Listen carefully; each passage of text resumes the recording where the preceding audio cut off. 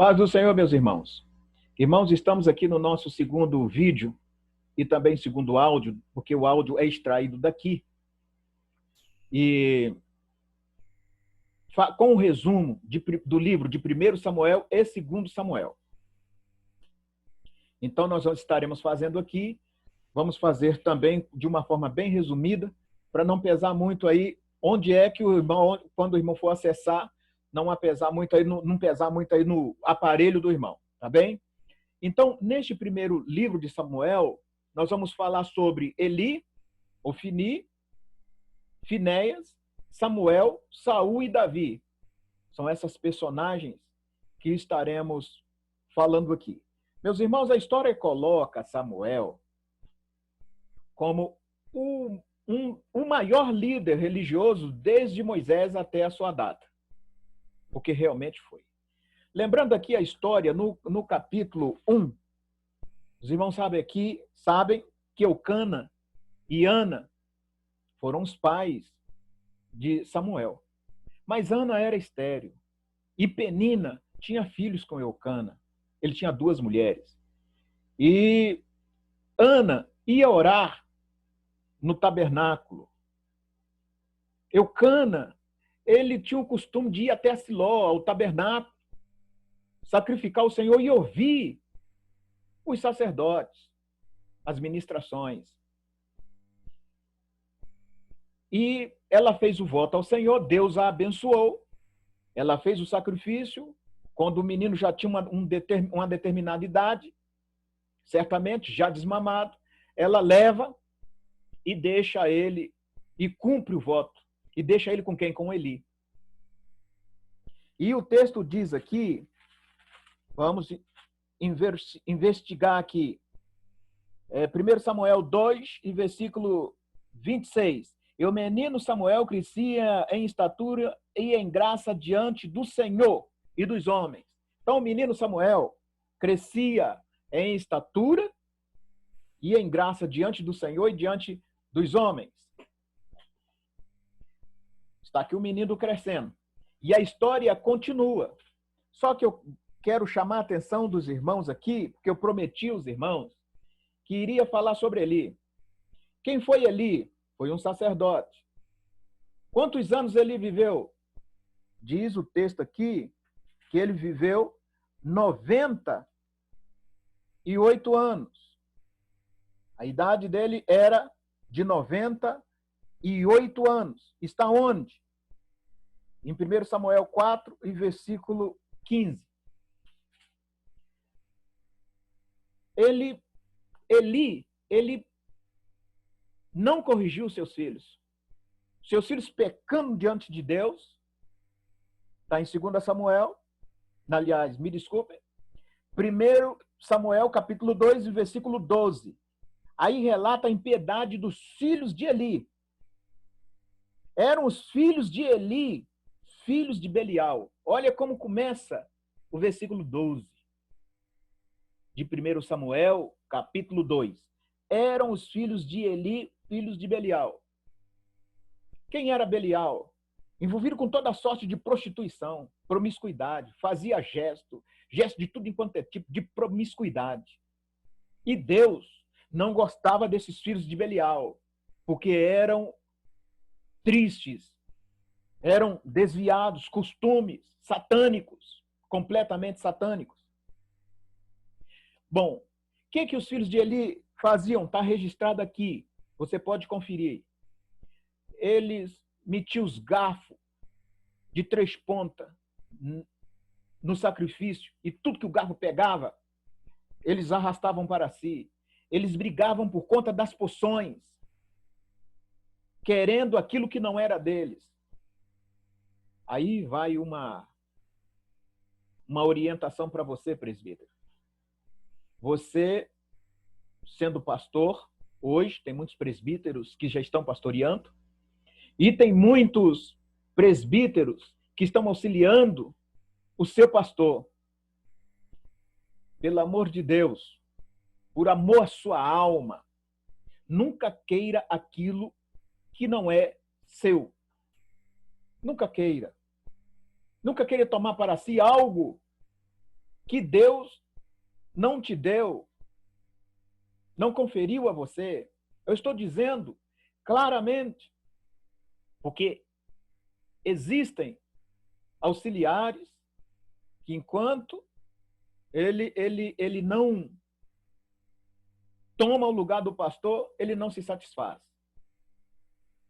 Então, temos que tomar cuidado para não agir como os filhos de Eli. Eu disse ainda há pouco que a Bíblia não esconde erro de ninguém. Está aqui. Ela expõe. Ela é a verdade. Então, aquele não corrigiu seus filhos. Eli não corrigiu seus filhos. Eli só deu um conselho: meus filhos, não faz isso. O povo está vendo, vocês estão escandalizando. O povo está sabendo o que vocês estão fazendo, meus filhos, não procedam assim. Ao invés de chamar os filhos, disciplinar os filhos. Ele não disciplinou. Ao ponto que o Senhor Deus falou para Eli, disse: olha, Eli, está nos primeiros versículos aqui. Eli, deixa os seus filhos comigo, porque eu quero matá-los. Imagina, ao ponto que chegou. E você, Eli, você não vai ter mais descendência aqui que sirva o altar do Senhor, que toma conta das coisas do Senhor. Você não vai ter. E é a palavra do Senhor. E a palavra do Senhor, ela é viva. Não tem como. Então, observe uma coisa aqui. No capítulo 4, os filisteus, eles viram o júbilo do povo de Israel, porque a arca chegou no arraial. Os filisteus tiveram medo. Falaram: esse eu conheço esse povo. Deus agiu com eles e por eles lá no Egito. Nós estamos com medo. Eles temeram.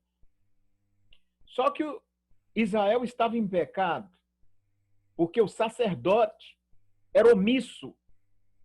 Eli era omisso, principalmente com seus filhos. Se era com seus filhos, era omisso com todos. Então, o que aconteceu? O Senhor Deus disse: eu quero matá-los. E olha, você não vai ter mais descendente. E o que acontece nesse período aqui? Os filisteus tomaram a arca, levaram a arca. Caiu nesse período aqui 30 mil homens de infantaria. Homens de infantaria é homens treinados para a guerra. 30 mil de Israel caiu. Ofni e Finéias e Ofni morreram. Morreram na batalha. Veio o mensageiro entregar mensagem.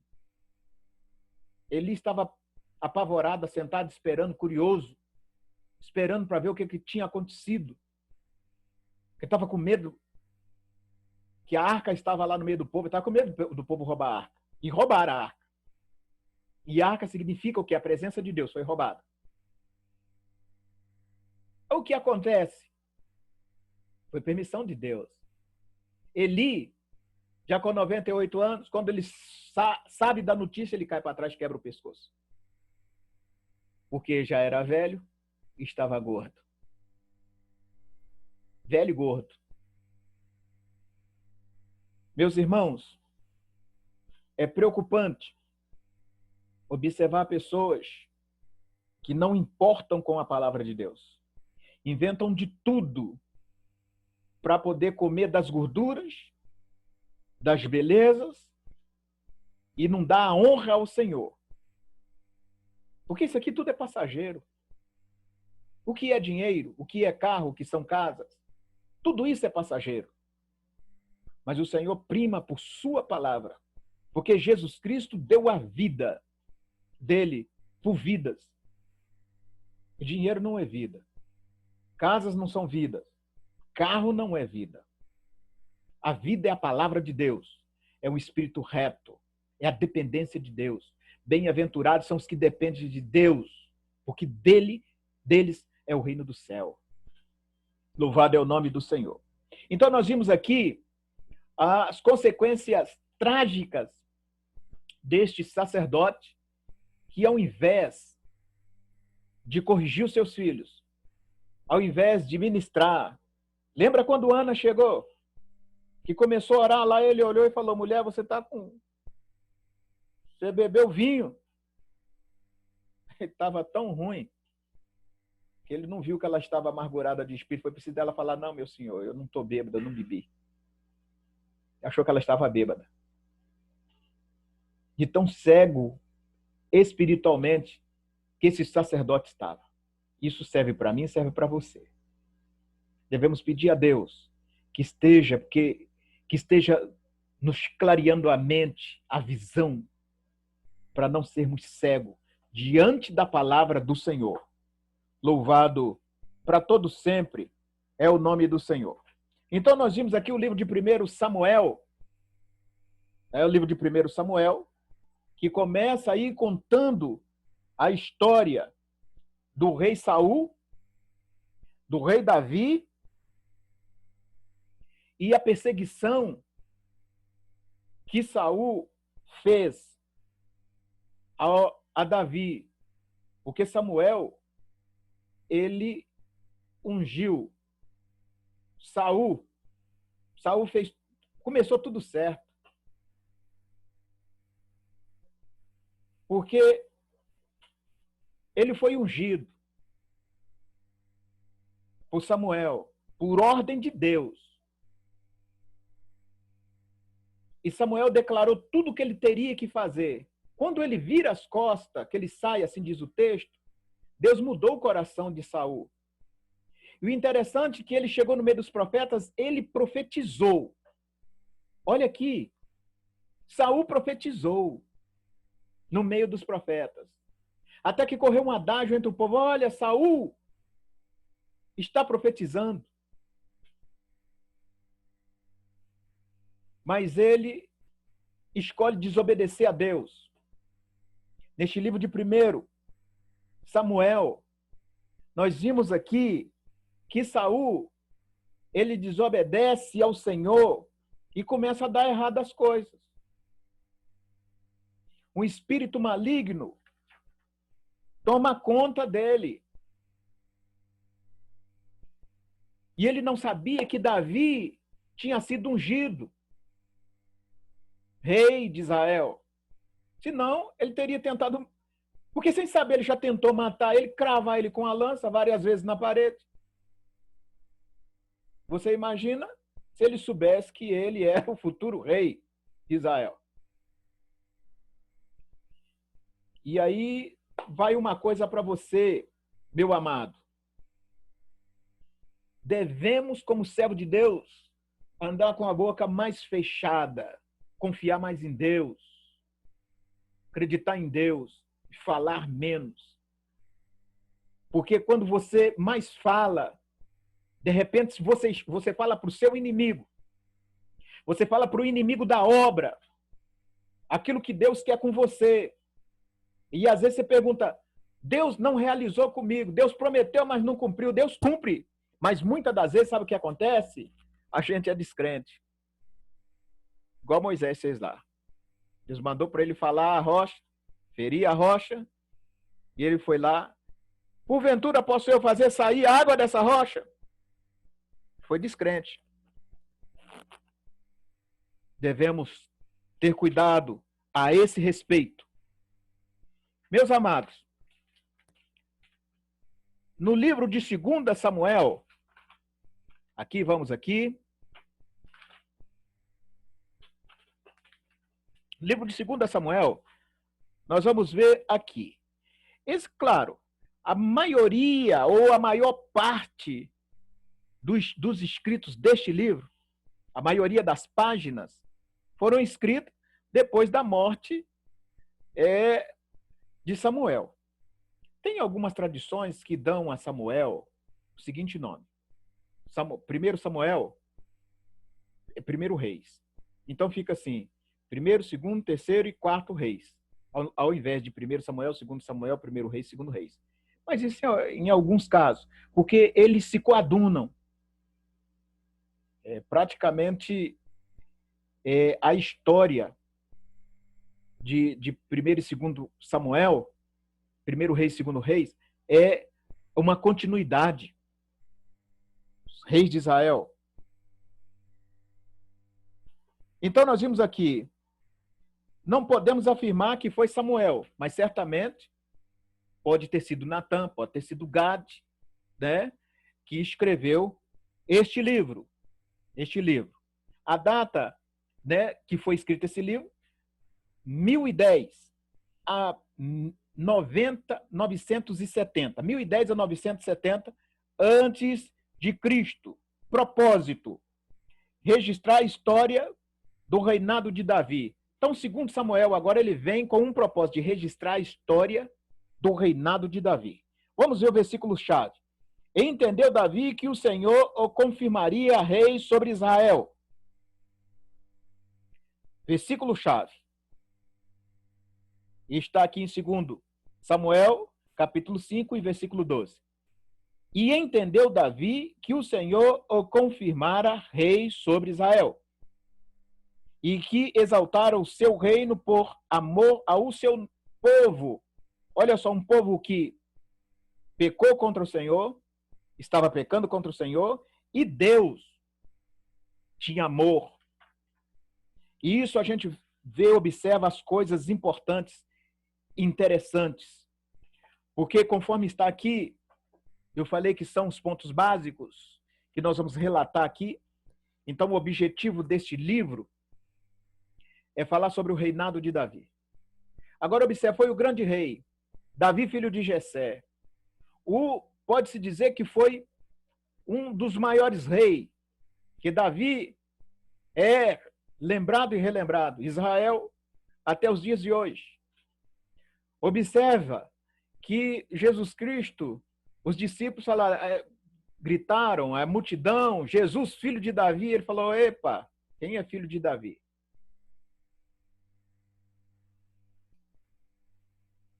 Jesus Cristo, ele é da linhagem de Davi. Mas antes que Davi fosse, Jesus Cristo já era. Jesus Cristo, ele é o Filho de Deus, unigênito de Deus. Então, como é que Davi chamou ele meu Senhor?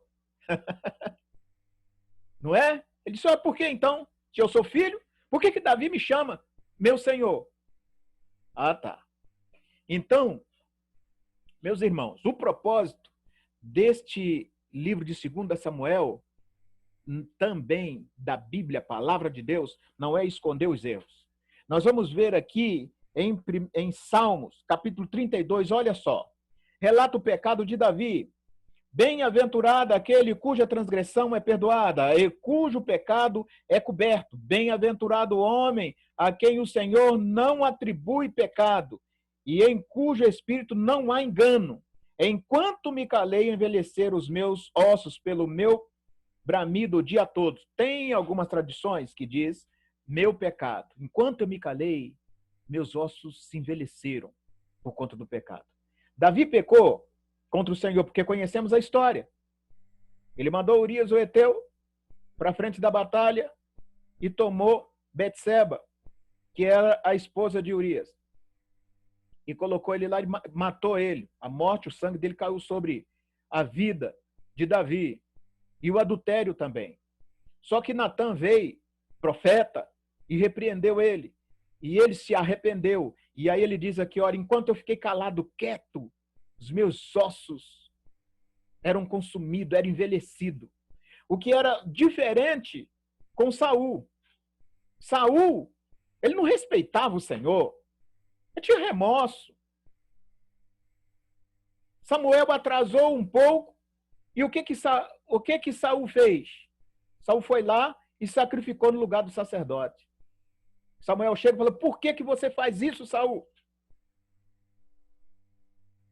Deus manda Saul chegar a uma determinada cidade e matar todos, inclusive o rei. Não, ele pega o rei Agag e traz. Trouxe o rei.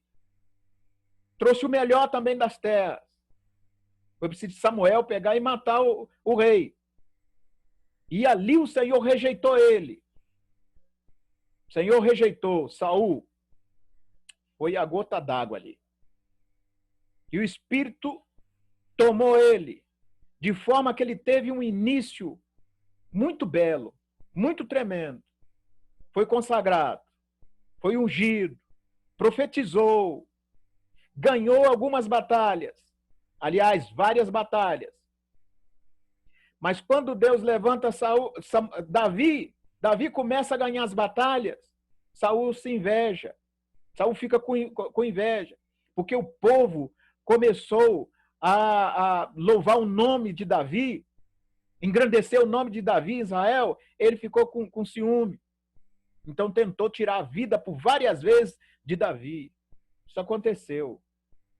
Olha aí, caminhos errados. Foi consultar até feiticeira no final. E no final da conta, o que é que ele faz? Tira a sua própria vida. Ele salta em cima da sua espada e morre. E morre. Ele tirou a sua própria vida. Olha que final horrendo para uma pessoa que não teme ao Senhor. Mas Davi errou, mas ele temia o Senhor. Ele estava agoniado. Ele estava em pecado, sentiu que estava em pecado, mas estava agoniado. Até a oração do Salmo de número 51. Quero ler aqui, 51:9. Escondi a tua face dos meus pecados e apaga todas as minhas iniquidades. Deus, esconde a tua face dos meus pecados e apaga todas as minhas iniquidades. E aqui você observa Davi pedindo para apagar, para renovar, até aqui. Quando chega no 10, ele diz, cria em mim, ó Deus, um coração puro e renova em mim um espírito reto. Ele não pediu para criar um espírito, porque não tem o espírito, não é? Se bem que Deus pode fazer, mas ele não pediu. Ele pediu para Deus criar nele um coração, o quê? Um coração puro. Cria em mim um coração puro. Era um homem que se arrependia. Pecado é permanecer no pecado. Mas o sangue do Senhor Jesus Cristo limpa, purifica de todo pecado. Davi, ele tem muitos salmos messiânicos que Davi o escreveu, alusivo ao nosso mestre e Senhor Jesus Cristo. Louvado é o nome do Senhor. Meus irmãos, aqui está Davi se arrependendo. Davi se arrependendo. Arrependendo de quê? Daquilo que ele tinha cometido, das falhas. O Senhor o perdoou, mas disse para ele, olha, a espada não se apartará da sua casa. E assim foi. Davi pagou caro pelos seus pecados. Davi pagou caro por infringir a lei do Senhor. Davi pagou caro pelo homicídio.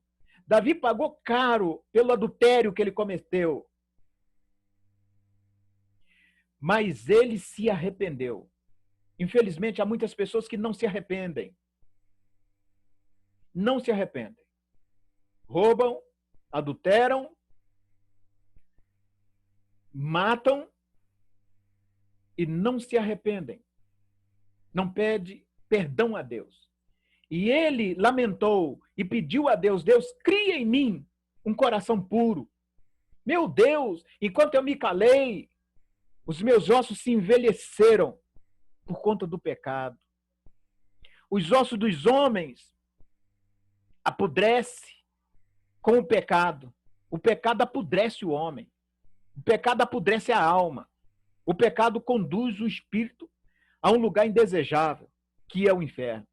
Mas pela graça e a misericórdia de Deus, se pedirmos perdão, Deus é fiel, Deus é verdadeiro para perdoar.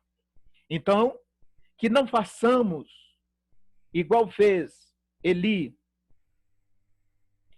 que reinou, que julgou o povo de Israel por 40 anos, de tão gordo, tão velho, sem visão, sem respeito às coisas de Deus, caiu para trás, quebrou o pescoço.